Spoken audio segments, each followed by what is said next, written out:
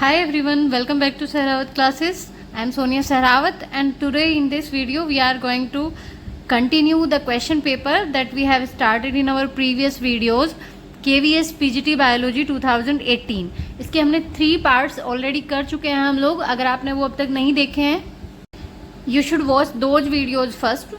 And one more thing is that I hope आप लोगों की प्रिपरेशन बहुत अच्छी चल रही है बिकॉज हमारा जो पीजीटी का एग्जाम है वो तो होना ही है, हमारा जून में शेड्यूल्ड है. एंड टीजीटी का एग्जाम जो है वो थोड़ा हमारा पोस्टपोन हुआ है, सो जल्दी ही वो भी होगा. And after that new vacancies के बारे में न्यूज सुनने में आ रही है कि हमारी यूपी में primary as well as TGT PGT ये वाली वैकेंसीज भी देखने को मिलेंगी नहीं, जिनको बोला जा रहा है कि वो नेक्स्ट मार्च 2026 तक उनको कंप्लीट कर लिया जाएगा. So you have a golden chance to get your dream job. So and KVS 2025 का जो नोटिफिकेशन है वो भी सुनने में आ रहा है कि जल्दी ही केवीएस की भी वैकेंसी देखने को मिलेगी. सो आप अपनी प्रिपरेशन को बहुत अच्छा रखिए. ये नहीं सोचना है कि नोटिफिकेशन आएगा तब हम प्रिपरेशन को अच्छे से स्टार्ट करेंगे. नोटिफिकेशन आने के बाद अगर एग्जाम टाइमली हो जाता है सो उसमें तो केवल आपको रिवीजन वाला टाइम और प्रैक्टिस वाला चीजें ही कर पाते हैं आप. उसके बाद तो नोटिफिकेशन से पहले ही अपनी प्रिपरेशन को बहुत अच्छा बना के रखिए. So let's start to solve the question paper. First question बेटा हमारा है which of the following statement doesn't appropriately substantiate the concept of RNA being the initial genetic material.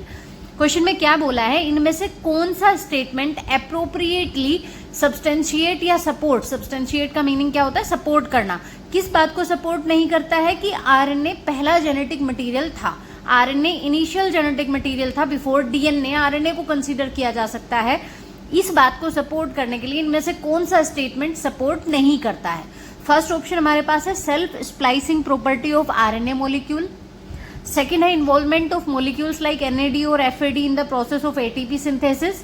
Third involvement of enzyme primase in DNA replication. And fourth phosphorylation of creatine to form high energy creatine phosphate molecule. देखिए बेटा first में है कि जो RNA molecule है वो अपनी self splicing property रखता है. स्प्लाइसिंग आप समझते हो कि कुछ टूटे हुए फ्रेगमेंट्स को आपस में क्या करना, जोड़ना. सो ये प्रॉपर्टी या फिर आरएनए की या फिर जो एनएडी और FAD nicotinamide adenine dinucleotide, nucleotide से ही यह मीनिंग है, और ये फ्लेविन एडेनिन डाइन्यूक्लियोटाइड एटीपी के सिंथेसिस में, एडिनोसिन ट्राइफॉस्फेट के सिंथेसिस में इनका इन्वॉल्वमेंट, ये भी न्यूक्लियोटाइड यानी आरएनए डीएनए से रिलेटेड है. Involvement of enzyme primase, primase enzyme, जब डीएनए रेप्लिकेशन की प्रोसेस आप पढ़ते हो तो डीएनए के एक स्ट्रैंड से 2 स्ट्रैंड का बनना, और उसमें आप देखते हैं पहले क्या होता है, डीएनए की अनकॉइलिंग होती है, और अनकॉइलिंग होने के बाद एक की पोलरिटी क्या है 3 प्राइम टू 5 प्राइम, एक की 5 प्राइम टू 3 प्राइम. सो होता क्या है बेटा कि यहाँ पर सबसे पहले जो डीएनए के न्यूक्लियोटाइड हैं, डीऑक्सीराइबो न्यूक्लियोटाइड, उनके ऐड होने से पहले प्राइमेज एंजाइम की हेल्प से यहाँ पर आरएनए का छोटा टुकड़ा जिसको प्राइमर बोलते हैं वो आकर बाइंड होता है. तो ये भी आरएनए के रोल को सपोर्ट कर रहा है. इन तीनों ऑप्शंस में कहीं ना कहीं आरएनए की बात है, आरएनए के रोल के बारे में बात है. जब आरएनए का रोल इंपॉर्टेंट है इससे हम समझ सकते हैं कि आरएनए जो है वो फर्स्ट या इनिशियल जेनेटिक मटेरियल उसको कंसीडर किया जा सकता है. बट यहाँ पर जो ये फोर्थ ऑप्शन है phosphorylation of creatine to form high energy creatine phosphate molecule, यहाँ पर आरएनए से रिलेटेड कोई बात नहीं है, इसलिए हमारा आंसर हो जाएगा ये. आरएनए के बारे में आप आरएनए वर्सेस डीएनए पढ़ते होंगे बहुत बार. आरएनए क्या कर सकता है, जेनेटिक इन्फॉर्मेशन को स्टोर भी कर सकता है, बहुत सारी प्रॉपर्टी रखता है ये जेनेटिक इन्फॉर्मेशन को स्टोर करने की भी, किसकी तरह, like DNA. And catalyse chemical reaction, उसके अलावा ये और क्या कर सकता है, जेनेटिक इन्फॉर्मेशन को स्टोर करने के अलावा केमिकल रिएक्शंस को कैटालाइज भी करता है. And first genetic material found in cells, और आरएनए का जो इवोल्यूशन है, evolution of RNA based functions like metabolism, translation, splicing and other vital life process, ये सारे फंक्शंस शो करते हैं कि कहीं ना कहीं आरएनए से ही किसका ओरिजिन हुआ है, डीएनए. आरएनए के बाद डीएनए आया है या डीएनए बना है. वो स्टेबिलिटी की वजह से क्या है, वो जेनेटिक मटेरियल की तरह काम करता है. बट बहुत सारी प्रॉपर्टीज आरएनए के पास भी है जिससे इसको कह सकते हैं कि ये जेनेटिक मटेरियल की तरह एक्ट कर सकता है. नेक्स्ट क्वेश्चन पे आइए. The quality of oxygen in water, dissolve oxygen, dissolved oxygen means DO along with BOD is indicated by the kind of organism present in water. Water में किस तरह के ऑर्गेनिज्म प्रेजेंट हैं वो उससे इंडिकेट होता है कि उसकी डीओ की वैल्यू क्या होगी और बीओडी वैल्यू क्या होगी। सो ये एक स्टेटमेंट दिया इन्होंने। उसके बाद क्वेश्चन क्या है बेटा, the fish become rare at DO value of, fish rare हो जाती हैं कितनी डीओ वैल्यू पर। पहली बात तो आप ये डिसॉल्व ऑक्सीजन समझिए क्या होती है, डीओ क्या होती है, level of free non compound oxygen present in aquatic system. किसी भी एक्वेटिक सिस्टम में फ्री नॉन कंपाउंड ऑक्सीजन की जो वैल्यू होती है, लेवल होता है, जितना ऑक्सीजन अवेलेबल है किसी एक्वेटिक सिस्टम में, उसको हम डीओ बोलते हैं, डिसॉल्व ऑक्सीजन। अब किसी भी ऑर्गेनिज्म को, जो एक्वेटिक ऑर्गेनिज्म है, उनको सर्वाइव करने के लिए, रेस्पिरेशन के लिए क्या चाहिए, ऑक्सीजन चाहिए। सो उसकी जो वैल्यू होती है ऑक्सीजन की, फ्री ऑक्सीजन की वैल्यू, लेवल इसका क्या है, वो डिटरमाइन करेगा कि यहाँ पर किस तरह के ऑर्गेनिज्म सर्वाइव करेंगे। तो फिश सर्वाइव करेगी या नहीं करेगी या फिर रेयर हो जाएगी, उसको कितना वैल्यू चाहिए इस डीओ की। बीओडी इन्होंने स्टेटमेंट में बात की है बीओडी की, बट आगे क्वेश्चन उससे रिलेटेड नहीं है। बीओडी हम समझते हैं क्या होता है, biochemical oxygen demand, biochemical oxygen demand या बायोलॉजिकल ऑक्सीजन डिमांड भी बोलते हैं इसको। ये वो वैल्यू होती है ऑक्सीजन की जो माइक्रो ऑर्गेनिज्म क्या करते हैं, किसी वाटर में जितना ज्यादा क्या होगा, ऑर्गेनिक मैटर होगा, उसको डिकम्पोज करने के लिए जो माइक्रो ऑर्गेनिज्म है, बैक्टीरिया और फंगस, उनको क्या चाहिए, ऑक्सीजन चाहिए बेटा। माइक्रो ऑर्गेनिज्म को ऑक्सीजन चाहिए होती है, एक तो रेस्पिरेशन के लिए और एक किसके लिए चाहिए, इसको डिकम्पोज करने के लिए जो ऑर्गेनिक मैटर है। तो जो पानी जितना ज्यादा पोल्यूटेड होगा, जिसके पास जितना ज्यादा ऑर्गेनिक मैटर होगा, ये ऑक्सीजन उनको उतनी ही ज्यादा रिक्वायरमेंट होगी माइक्रो ऑर्गेनिज्म को, उसको ब्रेक डाउन करने के लिए इस ऑर्गेनिक मैटर को। सो बीओडी वो वैल्यू होती है, बायोकेमिकल ऑक्सीजन डिमांड, जितनी ऑक्सीजन चाहिए इनको इसको डिकम्पोज करने के लिए। सो ये भी प्योरिटी का एक लेवल होता है कि जितना ज्यादा बीओडी होगी किसी वाटर की, मीन्स इतना ही वो पोल्यूटेड है, जितना बीओडी कम होगी इट मीन्स वो पानी उतना ही कम पोल्यूटेड है। सो यहाँ बीओडी की बात नहीं की, फिर उन्होंने आगे केवल डीओ से रिलेटेड क्वेश्चन पूछा है। तो आंसर होता क्या है बेटा, फिश को 5 to 6 ppm चाहिए होती है वैल्यू, पार्ट्स पर मिलियन ऑक्सीजन इस फ्री ऑक्सीजन की। डीओ वैल्यू कितना चाहिए, 5 से 6 चाहिए। इससे कम अगर होगा तो फिश क्या होगी, रेयर हो जाएगी। मीन्स रेयर हो जाने का मतलब क्या है, वो कम सर्वाइव कर पाएंगे उस एक्वेटिक सिस्टम में। सो बाकी सारी वैल्यूज तो इससे ज्यादा है भाई। जब 5 से 6 ppm पर सर्वाइव कर सकती हैं, 6 से 7, 7 से 8 में तो उन्हें कुछ प्रॉब्लम होगी ही नहीं। प्रॉब्लम कहाँ होगी, जब 5-6 से नीचे जाएगी वैल्यू। सो आंसर क्या हो जाएगा यहाँ पर, 4 to 5 ppm of water. Next question पे आइए, in immune response mechanism clonal selection is a process in which. Question में क्या पूछा है बेटा कि इम्यून रेस्पॉन्स मैकेनिज्म जो होती है हमारी बॉडी में, उसमें क्लोनल सिलेक्शन एक प्रोसेस होती है जिसमें क्या होता है क्लोनल सिलेक्शन में।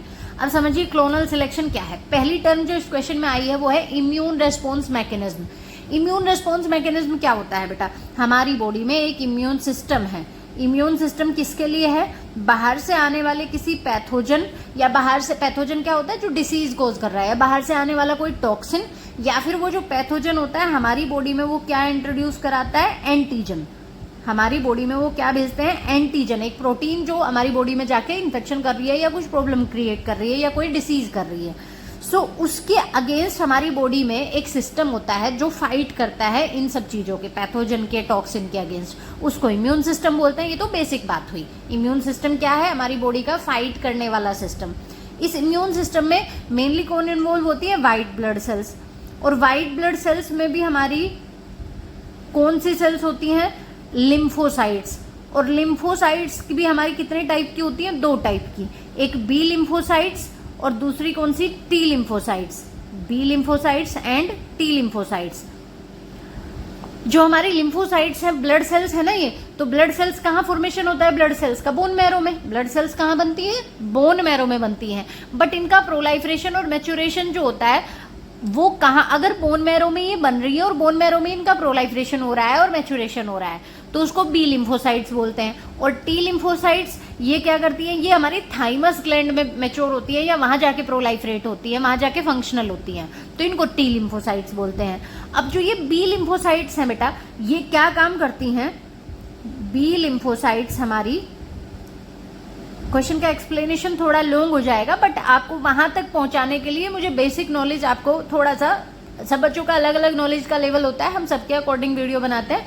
किसी को ये सारी इन्फॉर्मेशन होगी और किसी बच्चे को नहीं भी हो सकती। सो उसके लिए कि आपको कॉन्सेप्ट अच्छे से समझ में आए, पहले आपको बेसिक नॉलेज होनी चाहिए। सो बी लिम्फोसाइट्स जो होती हैं बेटा वो क्या बनाती है, एंटीबॉडीज बनाती हैं। क्या बनाती हैं वो, एंटीबॉडीज। और ये जो एंटीबॉडीज है ये एक 12th एनसीईआरटी में भी आप डायग्राम देखते होंगे, एक 2 हैवी चेन और 2 लाइट चेन का बना होता है हमारे antibody molecule. IgM, IgA, IgG, IgE, ये सारे नाम सुनते हो ना आप। इम्यूनोग्लोबुलिन, इम्यूनोग्लोबुलिन नाम की प्रोटीन होती है जो एंटीबॉडीज होती है। एंटीबॉडीज मतलब जो किसके अगेंस्ट बनती है, एंटीजन के अगेंस्ट बनती है। और उनको कौन बनाता है, बी लिम्फोसाइट्स। बी लिम्फोसाइट्स एक तरह की प्रोटीन बनाती हैं जिनको एंटीबॉडीज बोलते हैं, और ये किसी पैथोजन के अगेंस्ट फाइट करने में हमारी हेल्प करती हैं। और एंटीबॉडी किसके रेस्पॉन्स में बनती है, एंटीजन के रेस्पॉन्स में बनती है। हमारी बॉडी में जब बाहर से एंटीजन एंटर करेगा उसके रेस्पॉन्स में एंटीबॉडी बनेगी। तो ये चीज मैंने पहले भी एक क्वेश्चन में मैंने डिस्कस की थी कि जो एंटीबॉडी होती है इनके ऊपर एक एंटीजन स्पेसिफिक साइट होती है जिसको पैराटोप बोलते हैं। और जो एंटीजन है इसके ऊपर बी रिसेप्टर सेल्स, इनके लिए जो एंटीबॉडीज हैं इनके साथ बाइंड होने के लिए इनके पास भी एक स्पेसिफिक साइट होती है जिसको एपिटोप बोलते हैं। तो होता क्या है कि कोई भी एंटीजन जाके किसी भी एंटीबॉडी से बाइंड नहीं हो जाएंगी, वो अपनी स्पेसिफिक साइट से जाके जहां जो उनसे मैच करेगी उसी एंटीबॉडी जिसकी जो पैराटोप वाली साइट है इन एंटीजन के साथ मैच करेगी, किसी स्पेसिफिक एंटीबॉडी के साथ ही जाके ये बाइंड होती है। अब वो सिलेक्ट करती है, इसका मतलब क्या है, वो उसको क्या करेगी, सिलेक्ट करेगी। बीटा सेल्स जो हैं, सॉरी बी सेल्स जो है हमारी, वो जैसे ही आके एंटीजन इनके ऊपर बाइंड होता है ना इस साइट पे, एंटीजन स्पेसिफिक साइट पे, तो ये एक्टिवेट हो जाती है और प्रोलाइफरेशन शुरू कर देती हैं अपना रैपिडली। किसके इन्फ्लुएंस में, जो टी सेल्स हैं, इफेक्टर टी सेल्स हैं। टी सेल्स के भी टाइप होते हैं बेटा, मेमोरी टी सेल्स होती हैं, इफेक्टर टी सेल्स होती है। तो जो इफेक्टर टी सेल्स है वो एक साइटोकाइन नाम की प्रोडक्ट बनाती है, और साइटोकाइन के इन्फ्लुएंस की वजह से जो बी सेल्स हैं इनके साथ एंटीजन आके बाइंड हो गया, तो ये अपना प्रोलाइफरेशन तेजी से स्टार्ट कर देती है और अपना बहुत सारा नंबर बना लेती हैं, a large number of clone, बहुत सारी अपनी कॉपी बना लेती है। इसलिए यहाँ पर ये क्लोनल वर्ड यूज हो रहा है। और ये एक्टिवेटेड बी सेल्स इस तरह से बहुत सारी बन जाती है, और ये सारे क्लोन्स जो होते हैं ना इनके पास वही स्पेसिफिसिटी होती है, करेक्ट स्पेसिफिसिटी टू एंटीजन। जो एंटीजन आया था ना उसके खिलाफ बहुत सारी एंटीबॉडी बनके तैयार होगी, और सबके पास स्पेसिफिक साइट है इस एंटीजन को तोड़ने के लिए, इस एंटीजन को खत्म करने के लिए, बिकॉज इसके अगेंस्ट बनी है ना ये एंटीबॉडीज। तो इसको क्लोनल एक्सपेंशन बोलते हैं। और एक स्पेसिफिक एंटीजन और स्पेसिफिक एंटीबॉडी के साथ ये साइट होती है इनकी स्पेसिफिक बाइंड होने को, इसको क्लोनल सिलेक्शन बोलते हैं। तो क्लोनल सिलेक्शन, क्लोनल एक्सपेंशन, यहाँ पर ये बहुत सारी बी सेल्स का बनना और किसी एंटीजन के अगेंस्ट बी सेल्स का काम करना, एंटीबॉडीज बनाना। तो ऑप्शंस पे आइए अब एक बार, ये तो पूरी प्रोसेस हमने समझी, क्लोनल सिलेक्शन क्या है और क्लोनल एक्सपेंशन क्या है। क्लोनल सिलेक्शन क्या है बेटा कि स्पेसिफिक एंटीबॉडी के साथ ये स्पेसिफिक एंटीजन, कोई एंटीजन आती है एंटीबॉडी के साथ आके बाइंड करती है, तो वो स्पेसिफिक साइट पर ही बाइंड करती है जिससे ये एक्टिवेट हो जाती है और अपनी बहुत सारे ऐसे ही नंबर बना लेती है, क्लोन बना लेती है अपने। फर्स्ट ऑप्शन क्या है, special type of clone cell line is identified by a cell culture. एक स्पेशल टाइप का क्लोन सेल लाइन आइडेंटिफाई किया जाता है किसी सेल कल्चर में। यहाँ पर ये बात कर रहे हैं कि कोई क्लोन सेल को हमें आइडेंटिफाई करना है, पहले पहचानना है सेल कल्चर में। हमने इस पूरी प्रोसेस में ऐसा कुछ नहीं किया। नेक्स्ट बेटा, cloning of a specific gene is done by inserting of the same into a bacteria by recombinant DNA technology. Recombinant DNA technology के थ्रू किसी बैक्टीरिया में एक स्पेसिफिक जीन को इंसर्ट कराना किसी बैक्टीरिया के अंदर। सो ये भी रिकॉम्बिनेंट डीएनए टेक्नोलॉजी वाली प्रोसेस आ गई। ये तो ह्यूमन करता है इस टेक्नोलॉजी को परफॉर्म, तो ये वाली भी प्रोसेस हमें यहाँ पर मैच नहीं हो रही है। Next, selection of an appropriate cell type is done for the purpose of cloning. Cloning के लिए एक अप्रोप्रिएट सेल टाइप को क्या किया जाता है, सिलेक्ट किया जाता है। यहाँ पर क्लोनिंग करने के लिए हमें कोई सेल टाइप हमें नहीं सिलेक्ट करनी है। अब लास्ट हमारा ऑप्शन बचता है ये जो इससे मैच करता है बेटा इस प्रोसेस से, क्लोनल सिलेक्शन से, वो क्या है, the proliferation and differentiation of lymphocytes occur in response to a specific antigen. ये बात हमने पढ़ी ना कि जो लिम्फोसाइट्स हैं उनका प्रोलाइफरेशन और डिफरेंशिएशन शुरू हो जाता है किसके रेस्पॉन्स में, स्पेसिफिक एंटीजन के रेस्पॉन्स में। तो यही तो हमारा क्या था, इनका प्रोलाइफरेशन और डिफरेंशिएशन होना लिम्फोसाइट्स का, यही तो हमारा क्लोनल सिलेक्शन और क्लोनल एक्सपेंशन होता था। फिर ये अपनी बहुत सारी कॉपी बना लेता था। तो ये प्रोसेस स्पेसिफिक एंटीजन के रेस्पॉन्स में होती है, इसलिए इसको क्या बोलते हैं, क्लोनल सिलेक्शन बोलते हैं। सो आंसर यहाँ हमारा क्या हो जाएगा, second option will be correct. Next question है बेटा हमारा, a plant bears fruits has a column of vascular bundle and a tap root system, the plant is a an. क्या है ये प्लांट, क्या क्या है इसके पास, बहुत इजी क्वेश्चन पूछा हुआ है, बिल्कुल बेसिक क्वेश्चन है, 9th-10th के बच्चे भी इसको सॉल्व कर सकते हैं। एक प्लांट में क्या है, फ्रूट्स हैं, वेस्कुलर बंडल है और टैप रूट सिस्टम है, तो किसका प्लांट होगा, किस ग्रुप का प्लांट होगा। देखिए फ्रूट्स किस में आ जाते हैं हमारे, एंजियोस्पर्म में, तो पहली चीज तो हमारी जिम्नोस्पर्म तो यहाँ से कट ही कर दीजिए, जिम्नोस्पर्म तो होगा ही नहीं अगर फ्रूट है तो। एंजियोस्पर्म 2 ऑप्शन में है हमारे, फिर इसने कहा वेस्कुलर बंडल है, वेस्कुलर बंडल होता ही है एंजियोस्पर्म में। वेस्कुलर बंडल किस में आ जाते हैं, टेरिडोफाइट्स में आ जाते हैं। प्लांट्स के हमारे पास 5 डिवीजन है ना, तो उनमें तीसरा जो डिवीजन है टेरिडोफाइट्स, थैलोफाइटा और ब्रायोफाइटा में नहीं होता है, टेरिडोफाइट्स में वेस्कुलर बंडल और फिर जिम्नोस्पर्म में भी होते हैं और एंजियोस्पर्म में भी होते हैं। टैप रूट सिस्टम की बात की है फिर इन्होंने, वेस्कुलर बंडल से हमें ये तो नहीं पता चलेगा कि मोनोकोट है या डाइकोट है। टैप रूट सिस्टम कहा है, तो 2 तरह का रूट सिस्टम होता है। टैप रूट सिस्टम किस में पाया जाता है, डाइकोट में। टैप रूट सिस्टम किस में होता है, डाइकोट में। एंड जो मोनोकोट है उनके पास फाइब्रस रूट सिस्टम होता है। सो डाइकोट एंड एंजियोस्पर्म ये हमारा आंसर हो जाएगा। टैप रूट सिस्टम और फाइब्रस रूट सिस्टम या एडवेंटिशियस रूट्स आप समझते हो, जिसमें एक प्राइमरी रूट होती है मेन और उससे सेकेंडरी और टर्शियरी रूट अराइज होती है, उसको टैप रूट सिस्टम बोलते हैं। और फाइब्रस रूट सिस्टम में क्या होता है कि कोई एक मेन या प्राइमरी रूट नहीं होती है, ये जो ओरिजिन वाला पॉइंट है यहाँ से बहुत सारी फाइब्रस रूट्स अराइज होती हैं। सो मोनोकोट में इस तरह की होती है और डाइकोट में ये टैप रूट सिस्टम होता है। So answer will be second, angiosperm and dicot. Next question है बेटा हमारा, BOD of waste water is estimated by measuring the rate of waste water की। अभी हमने बीओडी को डिस्कस किया एक और क्वेश्चन में भी कि बीओडी को कैसे एस्टिमेट किया जाता है, क्या चीज़ मेजर करके, किस चीज़ का रेट को मेजर करके हम बीओडी का एस्टिमेशन कर सकते हैं। बीओडी मीन्स वही बायोलॉजिकल ऑक्सीजन डिमांड या फिर बायोकेमिकल ऑक्सीजन डिमांड। ये क्या होता है बेटा कि मैंने बताया अभी कि माइक्रो ऑर्गेनिज्म को कितनी ऑक्सीजन की रिक्वायरमेंट है उसमें जो ऑर्गेनिक मैटर है उसको डिकम्पोज करने के लिए। So formation of flocs by regress growth of aerobic microbes in a sample of water. क्या होता है कि जो फ्लोक है, फ्लोक किससे बनता है, बैक्टीरिया और फंगस के मास को ही फ्लोक बोलते हैं। तो एरोबिक माइक्रोब्स की ज़्यादा ग्रोथ होने से फ्लोक बनने के, कितना फ्लोक बन रहा है उससे हम मेजर कर सकते हैं। या फिर Uptake of oxygen by micro organism in a sample of water, oxygen कितनी यूज हो रही है या कितनी अपटेक किया जा रहा है ऑक्सीजन का bye micro organism in a sample of water. Digesting fungi and bacteria in the given sample of sludge, sludge के सैंपल में फंजाई और बैक्टीरिया की कितनी रेट से डाइजेस्ट हो रहे हैं उससे बीओडी मेजर कर सकते हैं। या फिर बायोगैस का प्रोडक्शन कितना हो रहा है बैक्टीरिया और फंजाई के डाइजेशन से इस सैंपल में। जो बैक्टीरिया और फंगस क्या करते हैं, माइक्रो ऑर्गेनिज्म को यहाँ पर, micro organism sorry, organic matter को क्या करते हैं, डिकम्पोज करते हैं। उन्हीं के मास को बाद में क्या बोलते हैं, उन्हीं के मास का फिर कुछ और बैक्टीरिया क्या करते हैं, बायोगैस फॉर्मेशन करते हैं उनसे, उनका डाइजेशन करके, तो वो तो बाद की प्रोसेस हो गई। बीओडी तो क्या है कि माइक्रो ऑर्गेनिज्म जो है सैंपल ऑफ वाटर में कितना ऑक्सीजन अपटेक कर रहे हैं। अप्रोप्रिएट आंसर यहाँ पर क्या हो जाएगा, uptake of oxygen by micro organism in a sample of water. Next question देखिए, spot the odd one out from the following structures present in human female reproductive system. ये फिर से हमारा बहुत इजी क्वेश्चन है। पूछा क्या है कि इन सारे ऑप्शंस में ह्यूमन फीमेल रिप्रोडक्टिव सिस्टम में ओड वन को हमें ओड वन को देखना है, इनमें से कौन सा ओड है। Antrum of tertiary follicle, follicle आप जानते हो फीमेल के रिप्रोडक्टिव सिस्टम में क्या होता है, प्राइमरी फॉलिकल, सेकेंडरी फॉलिकल और टर्शियरी फॉलिकल स्ट्रक्चर बनती हैं और मैच्योर ग्राफिन फॉलिकल बनता है, रप्चर होता है, एग रिलीज होता है। सो ये पूरी, और उसके अंदर एक कैविटी बनती है जो मैच्योर ग्राफिन फॉलिकल होता है, उस कैविटी को हम एंट्रम बोलते हैं। तो ये तो हमारा फीमेल रिप्रोडक्टिव सिस्टम से रिलेटेड ही है।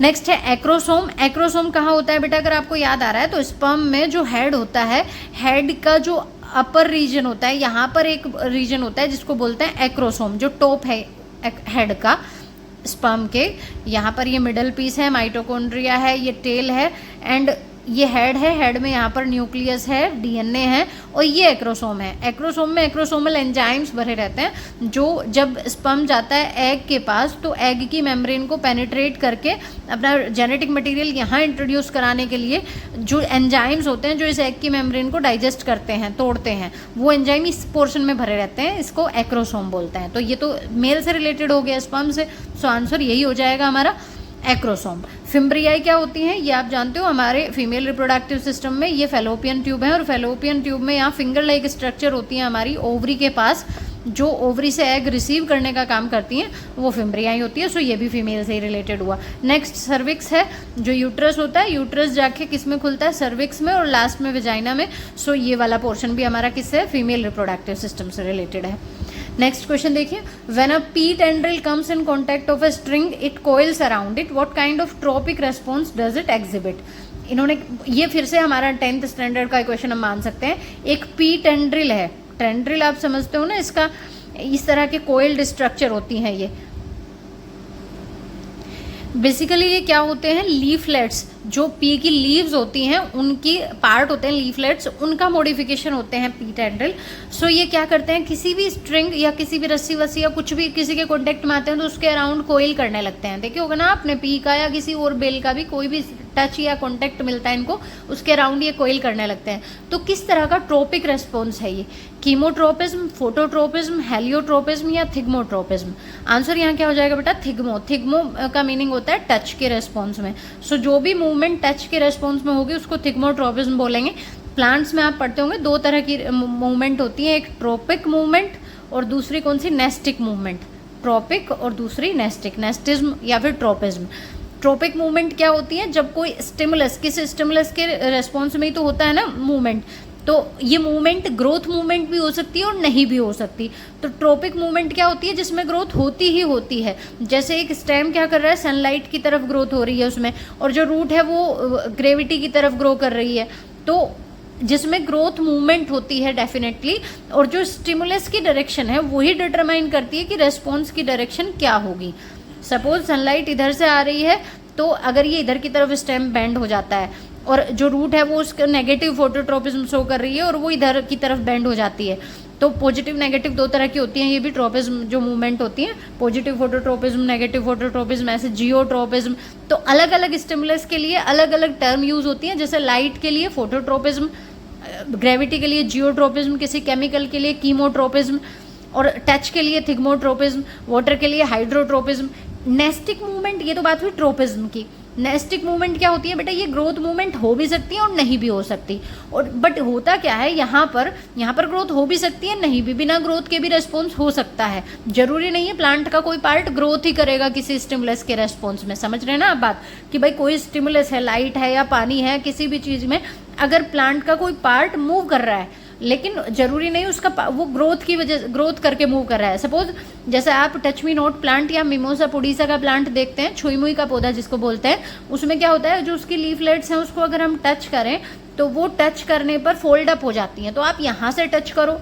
और एक चीज़ और समझिए कि ग्रोथ की बात की, पहले ग्रोथ का ही डिस्कस करते हैं। तो इसमें कोई ग्रोथ तो नहीं हुई ना, मूवमेंट हुई है बट कोई ग्रोथ नहीं हुई है, तो ये नेस्टिक मूवमेंट का एग्जाम्पल होगा।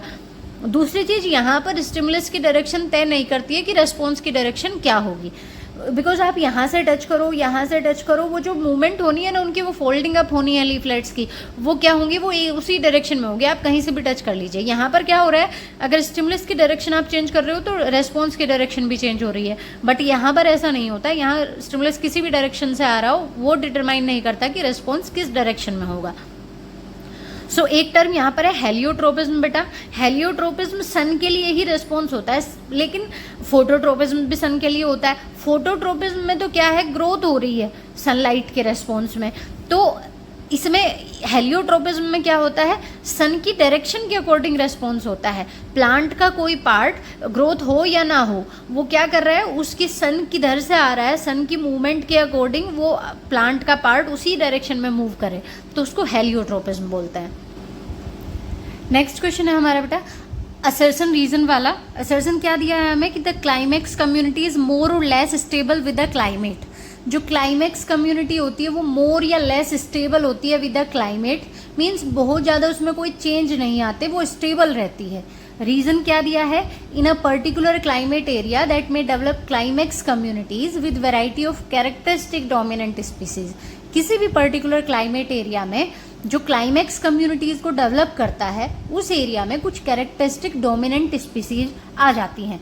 कैरेक्टरिस्टिक डोमिनेंट स्पीसीज का मीनिंग क्या है कि वो उस पर्टिकुलर क्लाइमेट एरिया के लिए क्या है, वो एरिया उनके लिए फेवरेबल है, उस एरिया में बहुत जो भी एनवायरमेंटल कंडीशंस हैं वो उन स्पीसीज के लिए फेवरेबल है। सो उन पर बहुत ज़्यादा इफेक्ट नहीं पड़ेगा, वो अब स्टेबल रहेंगी क्लाइमेट के साथ। सो प्रोसेस कौन सी बात हो रही है बेटा, किस प्रोसेस की बात हो रही है इस क्वेश्चन में? सक्सेशन की। सक्सेशन आप पढ़ते हैं 12th की बायो जो है वहां भी आप देख सकते हो इस टॉपिक को। सक्सेशन में क्या होता है, कोई एक एरिया जो बेयर है, बंजर है, और वहां पर पूरा फॉरेस्ट डेवलप होना, उसको हम सक्सेशन बोलते हैं। या फिर कोई एक एक्वेटिक वाटर सिस्टम है और वहां पर पूरी कम्युनिटी डेवलप हो जाना, पूरा सारे प्लांट्स एनिमल सब कुछ आ जाए, उसको हम सक्सेशन बोलते हैं। सबसे पहली जो स्पीसीज आती है ऐसे एरिया पर उसको पायनियर स्पीसीज बोलते हैं, और स्टेबल लास्ट में जो आती है उसको स्टेबल क्लाइमैक्स कम्युनिटी बोलते हैं। तो जो स्टेबल क्लाइमैक्स कम्युनिटी बनने तक की पूरी प्रोसेस होती है पायनियर स्पीसीज से, सपोज पहले मोस आएगी, लाइकेन्स आएंगी, और फिर बाद में धीरे धीरे कुछ हर्ब्स आएंगी, फिर श्रब्स, ट्रीज आएंगे, और फिर वहां पर एनिमल्स भी आ जाएंगे। इस तरह स्टेबल क्लाइमैक्स कम्युनिटी बन जाएगी। तो दोनों बात हमारी ठीक है, climax community more or less stable भी होती है क्लाइमेट के साथ, और किसी पर्टिकुलर क्लाइमेट एरिया में वो कैरेक्टरिस्टिक डोमिनेंट स्पीसीज ही डेवलप होती हैं, इसलिए फिर उनमें बहुत ज्यादा चेंजेस नहीं आते। तो हमारा आंसर हो जाएगा both assertion and reason are true and reason is the correct explanation of assertion. Next question देखिए, an apomictic diploid embryo development from the egg all of an unreduced embryo sac of nucellar origin is called। Apomixis क्या होता है बेटा, अगर बिना fertilisation के हमारे पास embryo बन जाए तो उसको एपोमिक्सिस बोलते हैं, और उसके कई तरीके हो सकते हैं। यहाँ पर क्या कहा है कि जो डिप्लॉइड एम्ब्रियो बना है वो एग से बन गया, from the egg all of an, और वो जो एग है ना वो अनरिड्यूस्ड एम्ब्रियो सैक से बना है। और अनरिड्यूस्ड एम्ब्रियो सैक किसका है? न्यूसेलर ओरिजिन का।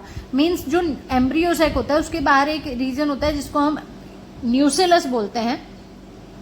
सो न्यूसेलस से के ओरिजिन से ये जो एम्ब्रियो सैक बना है, न्यूसेलस से अगर एक एम्ब्रियो सैक बन गया और वो एम्ब्रियो सैक कैसा है? अनरिड्यूस्ड। अनरिड्यूस्ड मीन्स उसमें मियोटिक डिवीजन नहीं हुआ है, उसकी जो सेल्स हैं वो 2n है, डिप्लॉइड है, और जो डिप्लॉइड सेल है उनसे डायरेक्ट क्या बन गया? एम्ब्रियो बन गया बिना फर्टिलाइज किए। उसका जो एग है वो 2n कंडीशन में है, अनरिड्यूस्ड का मीनिंग है, और उससे डायरेक्ट क्या बन जाए? एम्ब्रियो बन जाए। तो ये वाली कंडीशन को क्या बोलेंगे? इसको कहेंगे बेटा एडवेंटिव एम्ब्रियोनी। जब एम्ब्रियो किसी सेल से या ग्रुप ऑफ सेल से अराइज हो जाए, या तो न्यूसेलस में या फिर इंटेग्यूमेंट में, उसको न्यूसेलस से बन जाए। एग्जाम्पल इसका हो जाएगा बेटा सिट्रस या ओपनसिया। और इसके बाद कुछ और चीजें दी हुई है इन्होंने, जैसे डिप्लोस्पोरी, एपोस्पोरी, वेजिटेटिव प्रोपेगेशन। डिप्लोस्पोरी में क्या होता है? एम्ब्रियो सैक जो है वो मेगास्पोर मदर सेल से या तो माइटोटिक डिवीजन से बन जाता है, इसलिए वो डिप्लॉइड रहता है और उसी से डायरेक्ट एम्ब्रियो बन जाता है, या फिर मियोसिस को इंटरप्ट करके वो बन जाता है। और एग्जाम्पल इसका मेज और व्हीट है। एपोस्पोरी में क्या होता है? एपोमिक्टिक एम्ब्रियो सैक डिराइव होता है न्यूसेलर सेल से, केवल न्यूसेलस की जो सेल्स है उससे एपोमिक्टिक एम्ब्रियो सैक बन जाता है। तो यहाँ करेक्ट जो आंसर हो जाएगा हमारा एडवेंटिव एम्ब्रियोनी हो जाएगा। नेक्स्ट क्वेश्चन देखिए बेटा, choose the correct option with the part of an kidney tubule and select the correct one from the options given below. Matching वाला क्वेश्चन है हमारा और एक्सक्रीशन वाले टॉपिक से है, बहुत इजी क्वेश्चन है, हमारी किडनी से related. Henle's loop, glomerulus, proximal convoluted tubule और डिस्टल कॉन्वोल्यूटेड ट्यूब्यूल। आप जानते हो कि हमारी किडनी का जो यूनिट होती है वो नेफ्रॉन होती है, और नेफ्रॉन में ये वाला पार्ट क्या है? ग्लोमेरुलस है, और यहाँ पर हमारी क्या है? ये पीसीटी है, प्रोक्सिमल कॉन्वोल्यूटेड ट्यूब्यूल। और फिर उसके बाद हमारी क्या है? हेनलेज लूप है, ये यू शेप्ड। फिर क्या है? डिस्टल कॉन्वोल्यूटेड ट्यूब्यूल यानी डीसीटी है, और फिर उसके बाद कलेक्टिंग डक्ट है। तो ये सारे पार्ट्स में यहाँ पर क्या है? ये ग्लोमेरुलस है, और ग्लोमेरुलस क्या काम करता है? Ultra filtration. यहाँ से ब्लड आता है, उसका अल्ट्रा फिल्ट्रेशन होता है, बोमेन्स कैप्सूल में जाता है। पीसीटी में रीएब्जॉर्प्शन का काम होता है, मोस्टली सबसे ज्यादा रीएब्जॉर्प्शन। मीन्स यहाँ से जो फिल्टर होके आया है ना बेटा ब्लड, उसमें बहुत सारी काम की चीजें चली गई हमारी और बहुत सारा वाटर चला गया, ये अल्ट्रा फिल्ट्रेशन है, इसमें बहुत सारी एक्स्ट्रा चीजें चली गई। तो अब इसमें से कुछ कुछ हमें क्या करना पड़ेगा? बहुत कुछ हमें रीअब्जॉर्ब करना पड़ेगा, वापस लेना पड़ेगा, नहीं तो सारा यूरिन की फॉर्म में चला जाएगा, हमारी बॉडी का फ्लूइड भी, और बहुत सारी काम की चीजें, हमारे ग्लूकोज है, अमाइनो एसिड्स हैं, बहुत सारी चीजें इसमें चली जाएंगी। तो उनको यहाँ पर पीसीटी में बहुत सारा रीअब्जॉर्प्शन, सबसे ज्यादा रीअब्जॉर्प्शन यहीं पर होता है। फिर हेनले लूप में क्या होता है? ये जो हेनले लूप है यहाँ पर ऑस्मोलैरिटी का मेंटेनेंस किया जाता है, ऑस्मोलैरिटी का मेंटेनेंस किया जाता है, हाई ऑस्मोलैरिटी का। फिर उसके बाद डीसीटी है, डिस्टल कॉन्वोल्यूटेड ट्यूब्यूल। यहाँ पर क्या होता है, कुछ आयंस तो सीक्रेट किए जाते हैं, कुछ चीजें मतलब आयंस जो है वो इसमें सीक्रेशन कर लिया जाता है। देखो ये हमारा एक्स्ट्रा सेलुलर फ्लूइड है यहाँ पर, और ये हमारा फिल्ट्रेट है जो बन के गया है जिससे यूरिन बनना है। इनके बीच क्या कंडीशन होनी जरूरी है, ऑस्मोलैरिटी का रेगुलेशन होना जरूरी है। उस ऑस्मोलैरिटी को मेंटेन करने के लिए यहाँ पर हेनले लूप क्या करता है, कुछ सिलेक्टिव आयंस का रीअब्जॉर्प्शन करवाता है, वाटर का रीअब्जॉर्प्शन करवाता है। और जो ये डीसीटी है ये कुछ आयंस इसमें हाइड्रोजन आयन, पोटेशियम आयन, ऐसे कुछ आयंस छोड़ देता है और कुछ ले लेता है, तो ये काम ये करता है। तो आंसर हमारा क्या हो जाएगा बेटा, Henle loop, maintenance of high osmolarity, glomerulus ultra filtration of blood and proximal convoluted tubule reabsorption का मेनली, और distal convoluted tubule selective secretion and maintenance of pH. Answer 4 will be correct. Next question हमारा आता है बेटा, सकस entericus contains. सकस entericus किस में क्या क्या होता है, इलेक्ट्रोलाइट्स होते हैं, इंसुलिन होता है, म्यूकस होता है, या फिर अ वैरायटी ऑफ एंजाइम्स। सकस एंटेरिकस आप जानते हो हमारे इंटेस्टाइन से जो सीक्रेशन बनता है उसको सकस एंटेरिकस बोलते हैं, ड्यूडेनम की वॉल में यानी कि स्मॉल इंटेस्टाइन में, और इसके पास बहुत सारे एंजाइम्स होते हैं फूड को हमारे डाइजेस्ट कराने के लिए, लाइक डाइसैकेराइडेज, डाइपेप्टाइडेज, लाइपेज, न्यूक्लियोसाइडेज। और ये हमारी स्मॉल इंटेस्टाइन की वॉल में जो क्रिप्स ऑफ लिबरकुन होते हैं उनसे सीक्रेटेड होता है।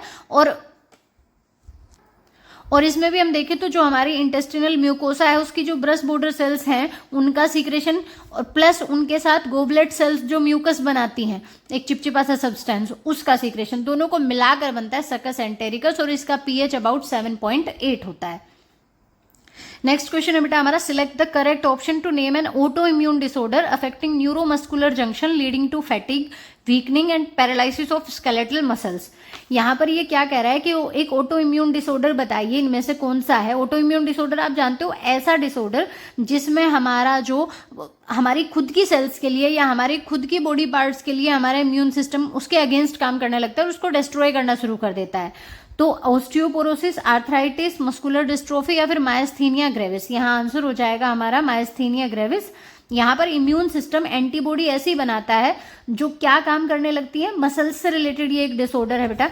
एसिटिलकोलिन जो हमारा एसिटिलकोलिन जो बनता है न्यूरोमस्कुलर जंक्शन मीन्स क्या है कि ये जो नर्व होती है ना ये क्या करती हैं, जैसे मसल्स के पास कॉन्ट्रैक्शन का या रिलैक्सेशन का मैसेज लेके जाती हैं, स्टिमुलस लेके जाती है, तो यहाँ पर ये इनके एंड नर्व एंडिंग्स पे केमिकल रिलीज करती हैं जो मैसेज को कन्वे करता है मसल्स तक, और इस जंक्शन को न्यूरोमस्कुलर जंक्शन बोलते हैं।